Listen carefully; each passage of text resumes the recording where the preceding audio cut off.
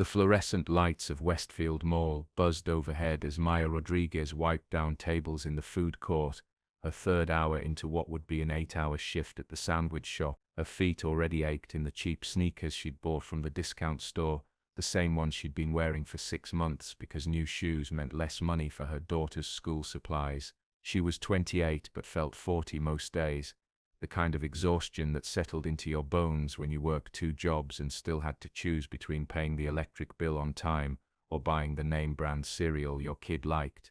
The Saturday afternoon crowd moved through the food court like a human river, families with shopping bags and teenagers clustered around phones and elderly couples sharing pretzels. Maya had learned to move through them efficiently, collecting trays and wiping surfaces with the automatic precision of someone who'd done this 1,000 times before.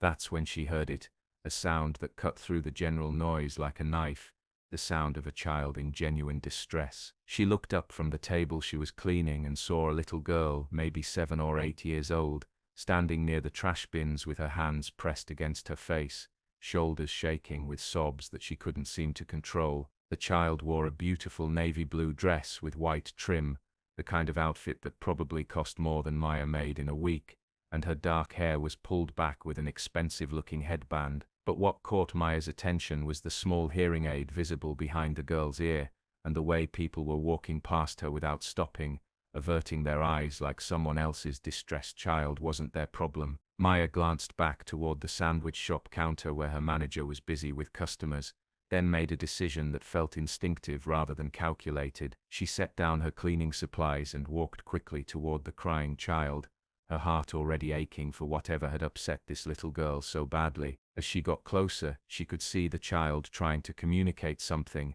her hands moving in gestures that Maya recognized as sign language, though she couldn't understand what was being said. The girl's face was red and streaked with tears, and she kept looking around desperately as if searching for someone who wasn't there. Maya knelt down slowly, not wanting to startle her, and gently touched the child's shoulder. The girl flinched at first, then looked at Maya with eyes that were drowning in fear and confusion. Maya smiled, the same warm smile she used with her own daughter when she woke up from nightmares, and pointed to herself, then made an exaggerated gesture that she hoped communicated she wanted to help. The child's crying didn't stop, but it quieted slightly, and Maya noticed she was clutching a small stuffed elephant, the kind of comfort object that meant this kid was more scared than spoiled. Maya pulled her phone from her pocket and quickly typed into the Notes app, holding it up so the girl could read. "Are you lost? I want to help you. What's your name?" The child's eyes focused on the screen, and she nodded frantically, pointing to the phone, then to herself. Maya's fingers fumbled with her phone as she switched to the keyboard, trying to type fast enough to communicate with this terrified child who clearly couldn't hear her words of comfort. The girl watched the screen intensely, her small chest still hitching with leftover sobs, and Maya noticed how tightly she gripped that stuffed elephant like it was the only solid thing in a world that had suddenly become incomprehensible. Maya typed quickly, "My name is Maya. You're safe. Let's find your family," and showed the screen to the child. The girl nodded and took the phone with trembling hands, her fingers moving across the keyboard with surprising speed for someone so young. "Emma, can't find Dad. We were shopping, and I stopped to look at stuffed animals, and when I turned around he was gone." Maya felt her heart clench reading those words, imagining how terrifying that must be for any child, but especially one who couldn't call out for help in a crowded mall. She took the phone back and typed, "We'll find him. Does your daddy have a phone?" Emma nodded vigorously, and her hands started moving in sign language, forming shapes and gestures that conveyed meaning Maya couldn't fully grasp but understood was important. The girl looked frustrated when Maya showed confusion, and then Emma did something that made Maya's chest tighten with emotion. She took Maya's hand gently and began moving it slowly, teaching her the sign for help with patient determination despite her obvious fear. Maya watched carefully and repeated the gesture, earning a small smile from Emma through her tears. They sat down on a nearby bench and Maya sent a quick text to her manager, explaining she needed 5 minutes, knowing she'd probably catch hell for it later, but unable to care when this child needed her more than customers needed their turkey sandwiches. Emma typed more on the phone. "Daddy is tall, dark hair, blue suit, He was buying me a birthday present. I'm 8 tomorrow. Maya felt something twist in her chest. This little girl would spend the day before her 8th birthday lost and scared in a mall unless they fixed this situation fast. She typed back, "Happy almost birthday. Let's get security to help us find your daddy." But Emma shook her head frantically, her face showing something that looked like embarrassment or shame. More typing. "Daddy gets upset when I wander off. Says I need to pay better attention. Don't want him." Maya understood immediately. The weight of disappointing a parent, the fear of being a burden. She typed carefully, "Your daddy won't be mad.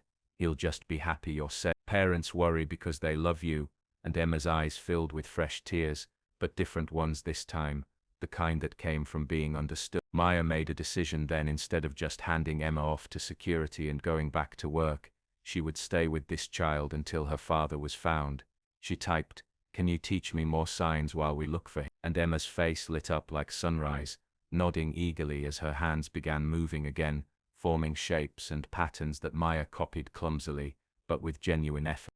3 floors up, Alexander Chen stood in the middle of the electronics store trying to control the panic rising in his throat like bile. His daughter was gone.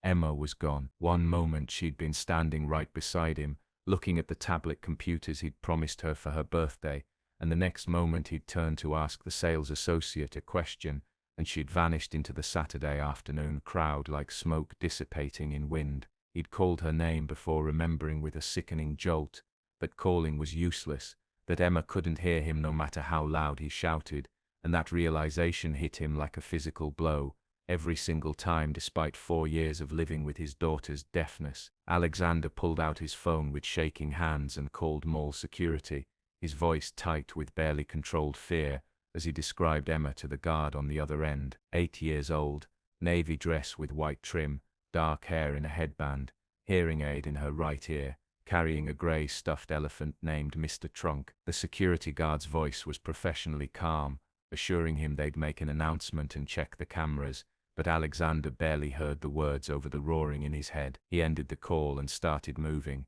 his long legs carrying him toward the escalators, as his mind spiraled through increasingly terrible scenarios. Emma was deaf in a hearing world, vulnerable in ways that made his chest feel like it was being crushed in a vice whenever he thought about it too hard. Since her mother had died 2 years ago, Emma was all he had, the single bright point in a life that had become an endless series of board meetings and business decisions and hollow victories that meant nothing compared to his daughter's smile. Alexander took the escalator down at a near run, his expensive Italian leather shoes striking the mall floor with sharp clicks that matched his racing heartbeat. He pulled up the mall directory on his phone, trying to think like an 8-year-old girl who'd gotten separated from her father. The toy store maybe, or the pet shop where she always wanted to stop and look at the puppies. He headed toward the central atrium, scanning every small face in the crowd with desperate intensity, and felt his stomach drop when none of them were Emma. His phone buzzed with messages from his assistant asking about Monday's presentation, from his brother asking about Thanksgiving plans, from his lawyer about contract negotiation, and he wanted to throw the device against the nearest wall because none of it mattered if he couldn't find his daughter. Alexander Chen was the CEO of a tech company worth $300 million. He employed over 2,000 people. He'd been featured in Forbes and Fortune and given TED Talks about innovation and leadership, but in this moment he would trade every penny and every achievement to know that Emma was safe. He reached the central fountain and stood on one of the benches, ignoring the annoyed looks from other shoppers, and scanned the crowd from his elevated position. Nothing. No little girl in a navy dress with a grey elephant. His hands were actually shaking now, something that never happened even in the highest pressure negotiations, and he felt a fear so profound it seemed to hollow him out from the inside. The security guard's voice crackled through Alexander's phone with words that made his knees actually weak with relief. "Mr. Chen, we've located your daughter in the food court area. She's with a mall employee who found her. Both are safe." Alexander didn't remember the trip down to the food court, his body moving on autopilot while his mind swam with gratitude, so intense it felt religious. When he came around the corner and saw Emma sitting on a bench next to a young woman in a sandwich shop uniform, something inside his chest unlocked and he could breathe again for the first time in 20 minutes that had felt like 20 years. Emma looked up and saw him, and her face crumpled as she jumped off the bench and ran toward him with Mr. Trunk bouncing against her side. Alexander dropped to his knees right there on the food court floor, not caring about his $3,000 suit or the dozens of people watching, and wrapped his arms around his daughter like he could absorb her into his ribcage where she'd be safe forever. He pulled back enough to cup her face in his hands, checking her over with frantic attention to make sure she wasn't hurt, and Emma's hands started moving rapidly in sign language, forming the gestures that told him she was sorry, that she'd gotten distracted, that she'd been so scared. Alexander signed back, his own hands shaking. "Not your fault, never your fault. I love you so much." And Emma buried her face against his shoulder while his expensive shirt absorbed her tears. After several long moments, Alexander remembered that Emma hadn't been alone, that someone had stayed with his daughter when they could have simply handed her off to security and walked away. He stood slowly, lifting Emma into his arms, even though she was getting too big for it, and turned to face the young woman who was now standing awkwardly a few feet away, clearly trying to give them privacy. She looked tired in the way people look when they work too hard for too little. Her uniform slightly rumpled and her dark hair pulled back in a practical ponytail, and Alexander felt something shift in his chest as he realized this woman, who looked like she had her own struggles, had taken time to help his daughter. He walked over to her, Emma still clinging to his neck, and the woman smiled nervously. "She's a wonderful kid. We were just learning some sign language together while waiting for you." Her voice was kind and slightly hoarse, like maybe she'd been working all day, and Alexander noticed her name tag read Maya in slightly crooked letters. He tried to speak, to thank her, but his throat was still tight with residual fear and overwhelming gratitude, and all that came out was, "You stayed with her." Maya shrugged like it was nothing, like anyone would have done the same, but Alexander knew better because he'd seen dozens of people walk past his crying daughter without stopping. "She needed someone," Maya said simply, and then Emma was signing something, her hands moving between Maya and Alexander with excited energy. Alexander watched his daughter's gestures and felt his eyebrows rise. "She says you learned sign language just now, to talk to her." Maya's cheeks flushed slightly. "Just a few words. She's a patient teacher." Alexander set Emma down gently but kept one hand on her shoulder, needing that physical connection to reassure himself she was real and safe and here. He looked at Maya properly now, taking in the details that told a story he recognized from his own childhood, the worn sneakers and the employee uniform that had seen too many wash cycles, and the way she kept glancing nervously toward the sandwich shop, like she was worried about getting in trouble for being away too long. He'd grown up in a neighborhood where his mother had worked 3 jobs to keep them housed and fed, where every dollar was counted twice and luxuries were things other people had, and he saw echoes of that struggle in this young woman's face. Emma tugged on his sleeve and began signing rapidly, her hands forming shapes that made Alexander's eyes widen slightly before he looked back at Maya with new understanding. "Emma says you told her that parents worry because they love their children," he said, his voice rough with emotion he didn't bother hiding. "She says you made her feel safe when she was scared. That's not a small thing." Maya shifted her weight uncomfortably, clearly not used to being the center of grateful attention. Really, anyone would have done the same. But Alexander shook his head. "No, they wouldn't have. I saw the security footage on my way down here. Dozens of people walked past my daughter while she was crying. You stopped. You stayed.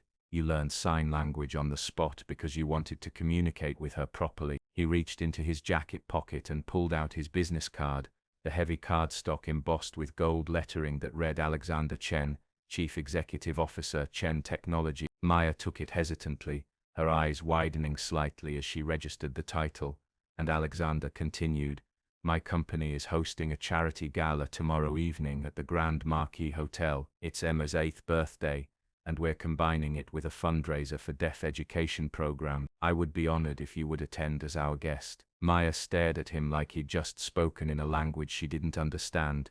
"I don't think I understand. You want me to come to your daughter's birthday party?" Emma was nodding enthusiastically and signing, and Alexander translated, "She's asking if you'll come. She wants to show you the surprise birthday cake and introduce you to her grandmother." Maya looked between father and daughter with an expression Alexander couldn't quite read, something between disbelief and longing. Mr. Chen, that's incredibly kind, but I don't think that's appropriate. I was just helping. I don't need anything in return. Alexander felt a familiar frustration, the same one he'd felt 1,000 times when his mother had refused help from better-off neighbors because she was too proud to accept what looked like charity. He softened his voice.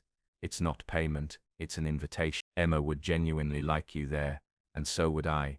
Please consider it. Maya's eyes dropped to the business card in her hands, and Alexander noticed how carefully she held it, like it might dissolve if she gripped too hard. I work tomorrow evening, she said quietly, and something in her voice suggested the real reason was more complicated than scheduling. I have a daughter too. I'd need to find childcare. Maya stood in front of the Grand Marquis Hotel, feeling like she'd stepped into someone else's life by mistake. The building soared above her, with its glass facade and uniformed doormen, and a revolving door that probably cost more than her car, and she was wearing a dress she'd borrowed from her co-worker, because nothing in her own closet was remotely appropriate for a charity gala. Her 7-year-old daughter Sophie stood beside her in a dress Maya had found at Goodwill and carefully altered to fit better, and Sophie's eyes were huge as she took in the luxury surrounding them like they'd been transported to a palace.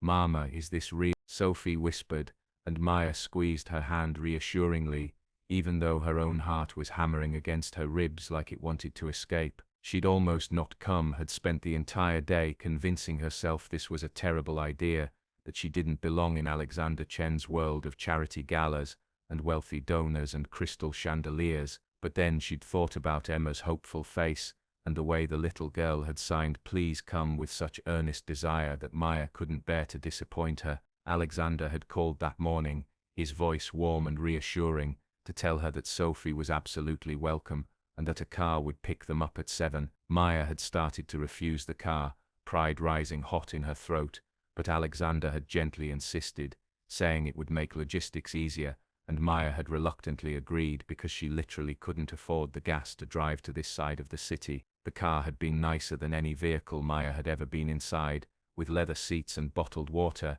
and a driver who'd treated her and Sophie like they were important people instead of a single mom and her kid from the rough part of town. Now they stood in front of the hotel entrance and Maya was seriously considering turning around and walking home, consequences be damned, when she saw Emma burst through the revolving door with Alexander right behind her. The little girl was wearing a beautiful silver dress with sparkles that caught the early evening light, and her face absolutely lit up when she saw Maya and Sophie. Emma ran over and immediately started signing enthusiastically, her hands moving so fast Alexander had to translate with an amused expression.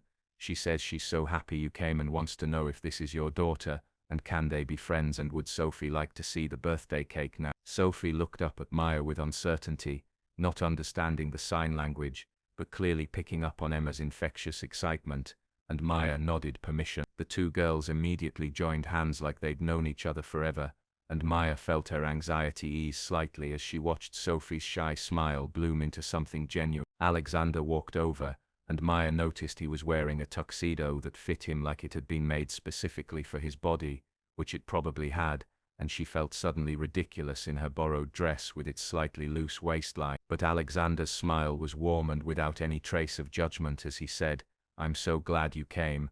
Emma hasn't stopped talking about you since yesterday." He gestured toward the hotel entrance. The ballroom was something out of a dream, with its massive crystal chandeliers dripping light like frozen waterfalls and tables covered in white linens and centerpieces made of roses that probably cost more than Maya's monthly rent. Sophie hadn't let go of Emma's hand since they'd entered, and Maya watched her daughter's face glow with wonder as Emma showed her the 3-tier birthday cake, decorated with fondant elephants and edible flowers. Alexander stayed close to Maya as they moved through the crowd, introducing her to various people who all seemed perfectly friendly, while Maya felt like she was performing in a play where everyone else knew their lines, and she was improvising badly. A woman in a dress that screamed designer asked what Maya did, and Maya had answered honestly that she worked in food service, watching the woman's expression shift into that particular kind of polite distance wealthy people mastered when they encountered someone from a different economic class. But Alexander had smoothly redirected the conversation,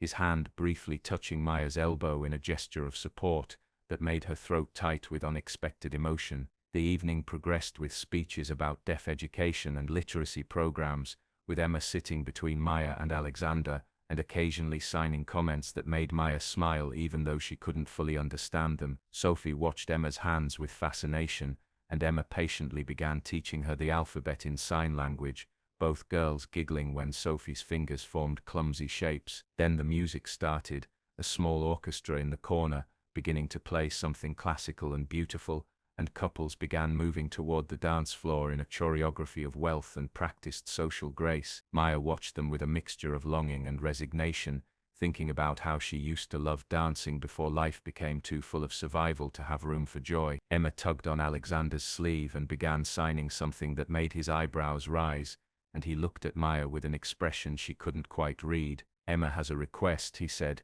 his voice careful and almost hesitant. "She wants to know if you would dance with me. She says it would make her birthday wish come true." Maya felt heat flood her face as she became aware that both girls were watching her expectantly.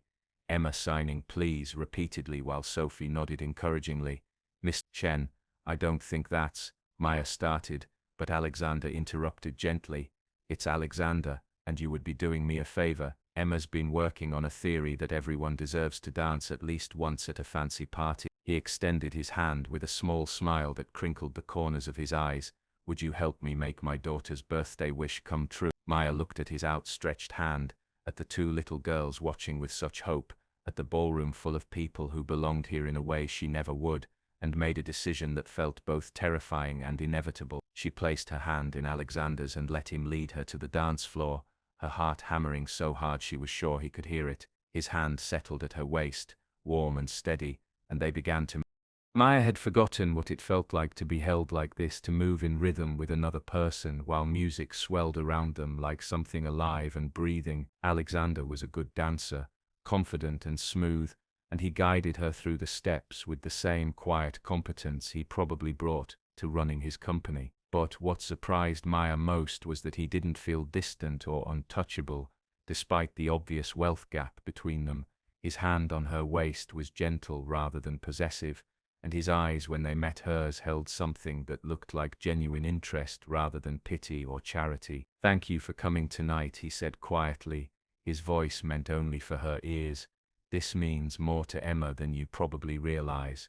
Since her mother died, she's been withdrawn around new people, but she connected with you immediately." Maya felt her chest tighten at the mention of Emma's mother, understanding suddenly falling into place about the depth of fear she'd seen in Alexander's eyes when he'd found his daughter yesterday.